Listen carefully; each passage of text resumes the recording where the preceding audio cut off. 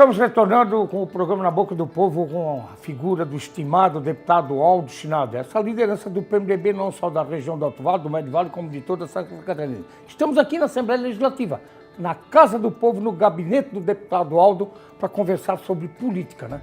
Ele gosta muito de política e nós gostamos de falar de política e levar essa informação para você. As eleições aconteceram dia 2 de outubro. Na nossa região não tem segundo turno.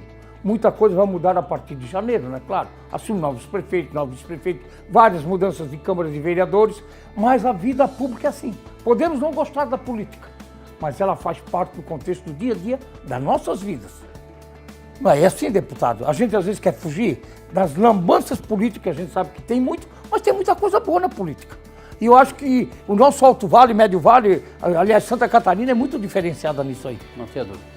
Essa questão de gostar de política ou não gostar de política, se criou um factoide nas pessoas de que a política é o mal da sociedade. Mal necessário? Mas é pelo contrário. Ao acordarmos de manhã e você colocar o dedo no interruptor da energia elétrica, o custo da energia elétrica é uma política pública.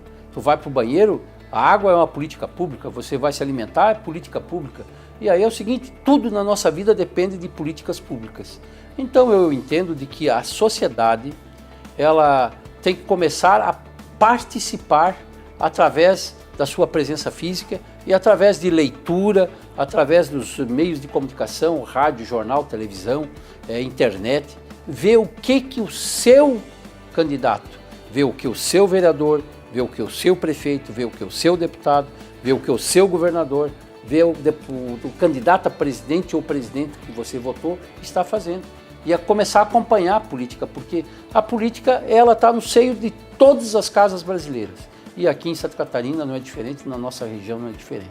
Então eu vejo a política como o Papa Francisco, ele se pronunciou sobre a questão dos mandatos eletivos como o maior bem da sociedade. É o único bem que consegue transformar a vida das pessoas. E é verdade. Por que tu consegue transformar a vida das pessoas através do mandato? Porque você está gerindo, você está administrando, você está cuidando do dinheiro de todos nós. Se for bem aplicado esse dinheiro se reverterá em boas escolas, boas creches, boa saúde, boas estradas, boa agricultura, e aí tu está realmente mudando a vida das pessoas. Está de parabéns a frase do Papa Francisco.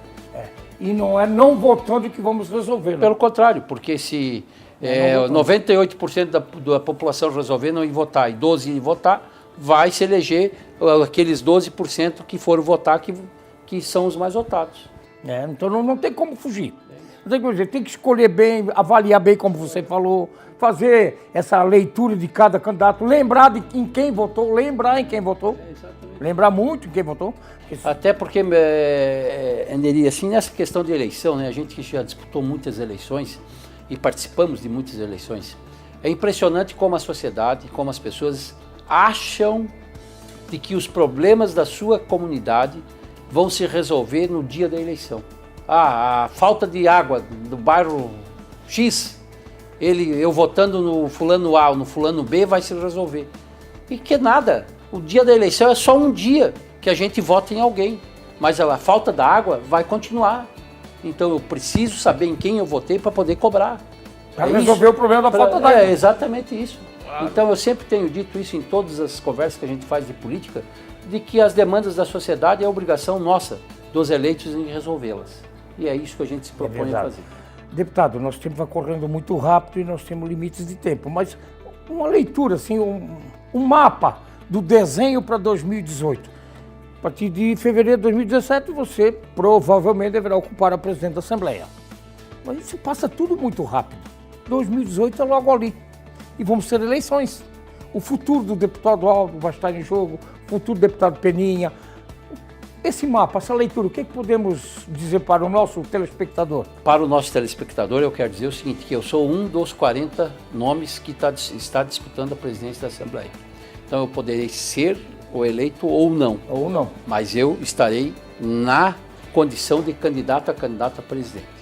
Com relação a 2018, nós temos grandes partidos que saíram das urnas Fortalecidos eu não diria, eu diria que saíram esses partidos de pé, que é o caso do PMDB, que fez o maior número de prefeitos, que é o caso do PSD, do governador Raimundo Colombo, do presidente da Assembleia, presidente ele que exerce a presidência do PSD em Santa Catarina, o próprio PSDB, que foi o partido que cresceu muito em Santa Catarina, o PR, o partido que diminuiu um pouco de tamanho nesse momento foi o PT. Então a minha avaliação pessoal, Neri, a eleição de 2018 vai depender a conjuntura do Brasil.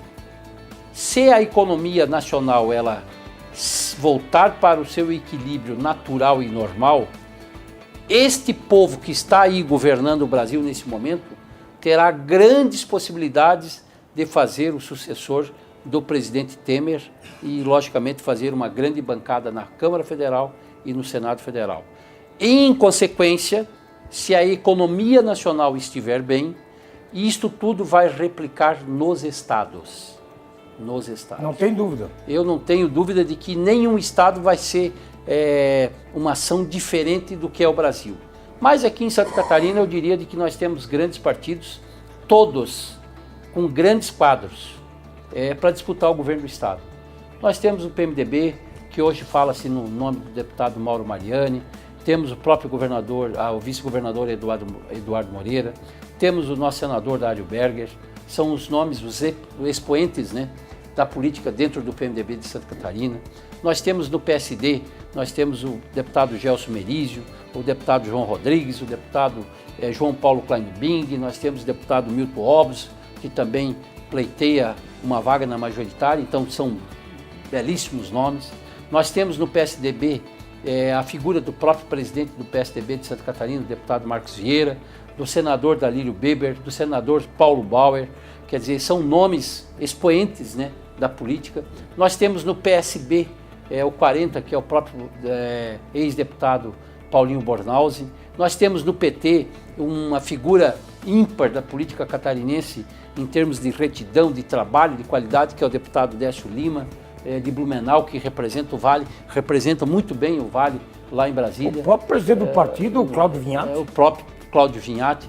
No PP, nós temos aí o ex-governador Esperidião Amin, nós temos agora o prefeito eleito de Tubarão, que também pleiteia... Foi seu par aqui na Assembleia, claro, o deputado Juarez, hoje prefeito Juarez.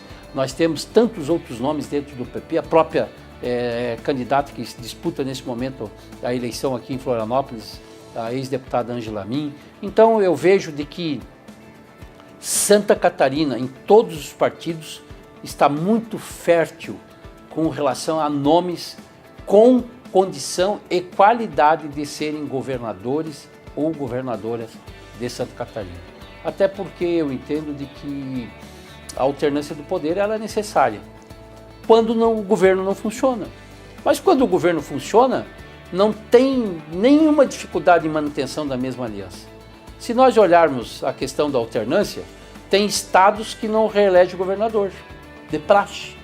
Santa Catarina era assim até o governador Luiz Henrique. Até o Luiz Henrique chegar. São Paulo nunca teve alternância de poder desde do advento da implantação da eleição direta no Brasil. Sempre o PSDB fez o governador de São Paulo. E agora fez o prefeito no primeiro turno, então, o isso, empresário. Isso não é significado de que a alternância de poder é melhoria de qualidade de vida. Então, mas o que eu quero dizer é de que os partidos de Santa Catarina, todos, sem distinção, estão qualificados. Os quadros que pertencem a esses partidos são pessoas sérias e que todos eles, eu acredito que estão imbuídos de uma grande vontade que é servir Santa Catarina. É verdade. E é um quadro que está se desenhando e a gente sabe que depois do segundo turno que vai acontecer agora, com a eleição de Joinville, Blumenau, Florianópolis, todo esse desenho, essa leitura, esse mapa começa a ser desenhado. Mas a gente sabe que essa contagem... Sim, não.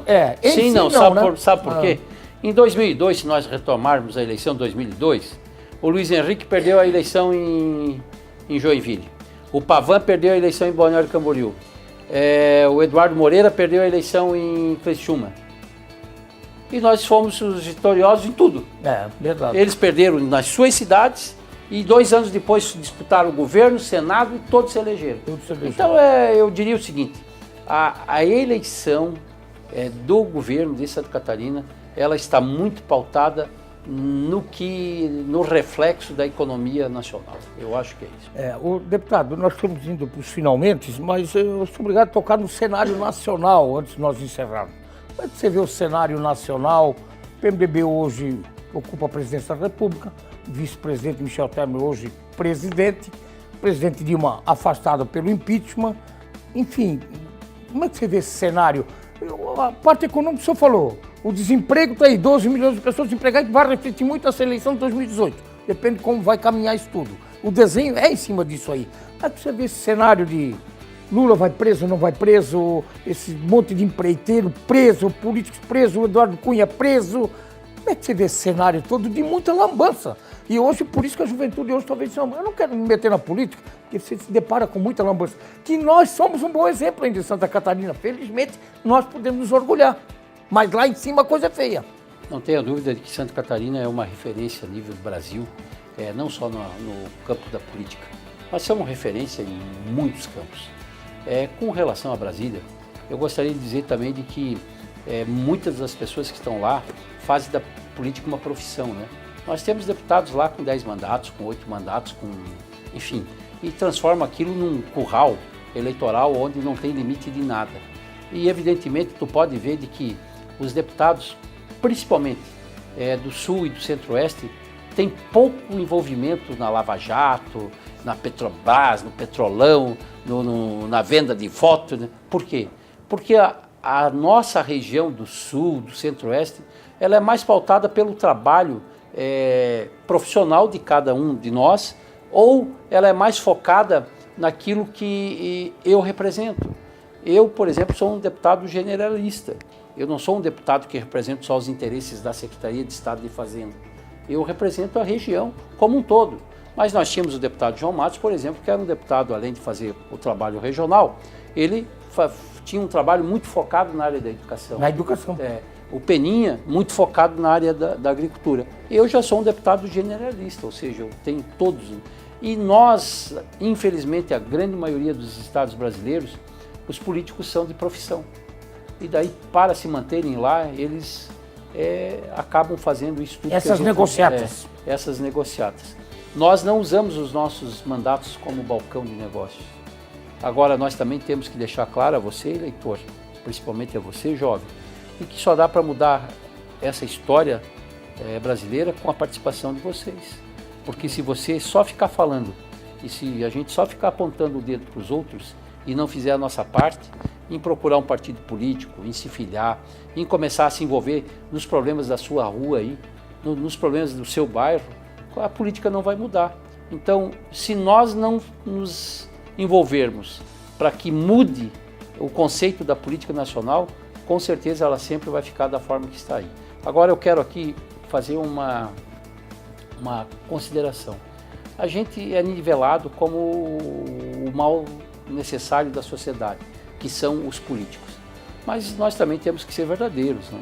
Talvez lá no Congresso Nacional a gente tenha aí, exagerando, 15% do Congresso Nacional envolvidos em falcatruas, em negociatas, em petrolão, em mensalão, mas nós temos aí mais de 80% de pessoas de bem, né? Sem dúvida. Mais de 80% de pessoas sérias. E aí, claro, nesse aspecto, a grande mídia ela não divulga os grandes projetos nacionais, mas ela divulga exatamente esse lado podre. Grandes lambanças nacionais. Esse lado podre da política. Né? Então eu quero também fazer essa consideração em respeito, né, a esses deputados que estão lá, que são pessoas de bem, que estão lá representando tanto Santa Catarina como a região sul do Brasil e tantas outras. Não vou dizer que o Nordeste não tenha gente séria, pelo contrário, também tem, como nós também temos Lambuzão aqui, também tem gente séria lá. Mas eu acho que isso aí é uma questão cultural. Nós só vamos mudar isso com a participação da população efetivamente na política. Não tem dúvida. Deputado, nós fomos encerrar o programa, infelizmente o tempo deu, eu gostaria de ter muito mais tempo para conversar com o estimado. Sempre é um prazer muito grande. A gente aprende muito, porque conversar com pessoas inteligentes, lideranças que estão envolvidas com esse monte de gente e recebendo, atendendo, ajudando dentro do possível. É uma coisa fantástica. Eu me sinto muito à vontade quando eu falo com você, como falo com o Peni, ou com qualquer outro deputado do nosso estado, dependendo de partido, porque a gente sabe as figuras que são. Você citou de muitos partidos, muitas figuras, e são figuras diferenciadas mesmo. São figuras diferenciadas. Que merecem o nosso respeito. Que merece todo o respeito, exatamente. Mas, para encerrar, para o senhor ficar bem à vontade para fazer as considerações finais, só queria fazer uma perguntinha que eu fiz também ao vice-governador Eduardo Pinho Moreira. Dentro dessa lambança toda em Brasília, o senhor acredita que o Lula vai preso? Que é uma pergunta que todo mundo faz. Esse homem vai preso? O senhor acredita que o Lula vai preso? Não é uma questão de crença, se eu acredito ou não acredito. Os fatos poderão levá-lo à prisão ou não. Se os fatos jurídicos forem consistentes, forem verdadeiros, eu entendo que ele irá para a prisão. Mas não é porque eu acho, é os fatos jurídicos. E aí é o seguinte, aí depende basicamente daquilo que ele está sendo acusado. O PT se lambuzou com o poder? Eu tenho que fazer uma ressalva, né? Eu tenho muitos amigos no PT e de que a gente tem um convívio diário de pessoas de bem, correta, com uma retidão. Algumas pessoas do PT se lambuzaram, algumas pessoas do PMDB se lambuzaram, algumas pessoas do PSD se lambuzaram, algumas pessoas que criaram partido para ficar no poder se lambuzaram. Então a gente não pode generalizar. É porque tem muita coisa generalizar, né? Porque tem tanta gente que criou partido para se lambuzar. Para se lambuzar. Olha só, a presidente Dilma tem uma figura nacional, montou um partido para ficar ministro e também se lambuzaram. Também se lambuzaram. Então é o seguinte, essa lambuzeira é só do PT? Não, eu acho que são de pessoas. De pessoas. De pessoas. E aí tem do PMDB, tem do PSD, tem do PP, 40, tem do PP, tem de todo mundo. Infelizmente, se instituiu no Brasil, infelizmente, por um período de governo, este vale tudo. Infelizmente, esse vale tudo. Pelo poder. Pelo poder, vale tudo pelo poder. Infelizmente. Deputado, queria agradecer muito a aceitação dessa agenda, de liberar uma agenda para a gente poder gravar aqui no seu gabinete, na Casa do Povo, Florianópolis, Assembleia Legislativa. Fomos recebidos muito bem em toda a casa, gabinete do vice-governador, no seu gabinete, pelos seus assessores, assessoras, espetacular, tratamento VIP, nota 10, nota 1000. Como é o deputado. O deputado nota 10, nota 1000, porque a gente sabe que sempre foi assim, o Aldo nunca mudou, continua a mesma coisa. Queria que você ficasse muito à vontade, fazer as considerações finais. A RBA TV completa em dezembro 18 anos no ar. Grupo Mirador, para o desenvolvimento do Alto Vale, a gente sabe da importância. Chegamos no Planalto Serrano um pouquinho, Tarsílio Costa, um pouquinho no Médio Vale, em Apiúna. Daqui a pouco vamos estar em outras regiões. Foi bom, é bom ter, é muito bom ter os parceiros como os nossos deputados da nossa região. Bom, inicialmente eu quero aqui fazer uma homenagem a essas pessoas que naquele momento, né, há 18 anos atrás, tiveram uma visão visionária no sentido de comunicação. Instalar em Rio do Sul uma televisão aberta realmente demanda de muita coragem, né? Então a esses abnegados e corajosos empreendedores, meus cumprimentos. A esse grupo funcional que durante esses 18 anos fizeram a RBA o que é hoje, eu quero render aqui as minhas homenagens, porque foram muitos, cada um do seu jeito, cada um da sua maneira, mas todos preocupados em fazer uma televisão de verdade. E quanto ao nosso papel aqui na condição de representantes populares, eu quero dizer de que a televisão RBA, ou a RBA em Rio do Sul, ela sempre foi imparcial, ela sempre abriu para todos os políticos da região. E eu digo isso porque sempre que havia qualquer demanda, o Ramiro entrava em contato com a emissora e a gente sempre estava lá conversando. E, logicamente, eu hoje, na condição de vice-presidente da Assembleia Legislativa, parceiro, amigo, camarada, irmão do deputado Merizio, que preside a Assembleia, nós também somos parceiros deste grupo, no sentido de fazer a nossa parte. E a nossa parte é dar condição de visibilidade à TV RBA para toda Santa Catarina. Então, meus cumprimentos ao 18º ano de atividade e também eu quero aqui, Neri, fazer um agradecimento muito especial a você, do coração. Obrigado. Muito obrigado por esse carinho, por esse teu bem-querer, né, com a gente, sempre onde tu nos encontra. Muito obrigado mesmo a todos esses companheiros aí da RBA e dizer para vocês de que a nossa missão, eu entendo como que ela é nobre. Por quê? porque toda atividade política que nós fizemos e de que essa atividade melhore a vida de alguém, justificou o mandato. É por isso que eu gosto de exercer uma atividade pública, para poder mudar a vida das pessoas. E por enquanto eu estou conseguindo. A partir do momento que não der mais, aí a gente vai voltar lá para a Secretaria da Fazenda, vamos fazer as nossas atividades e vamos bater palma para quem vem depois de nós, até porque ninguém se perpetua no poder. É muita presunção e pretensão achar de que nós somos insubstituíveis. Eu tenho dito para o Peninha sempre de que eu e ele já podemos começar a trilhar a mesinha do dominó, né? A andar de bicicleta, essas pescar coisas, pescar, porque nós já temos que abrir espaço para novas lideranças, para essa garotada, né? Que tem aí muito para dar para o Brasil e muito para dar para Santa Catarina, no sentido de trabalho, de serviço e, acima de tudo, é fazer com que os projetos de lei que nós aprovamos aqui ou lá no Congresso Nacional realmente melhore a vida de quem precisa, que é a população brasileira e a população catarinense. Muito obrigado e conte comigo. Valeu, gente. Obrigado. Até o próximo sábado. Valeu, estimado deputado. Obrigado. Valeu, valeu.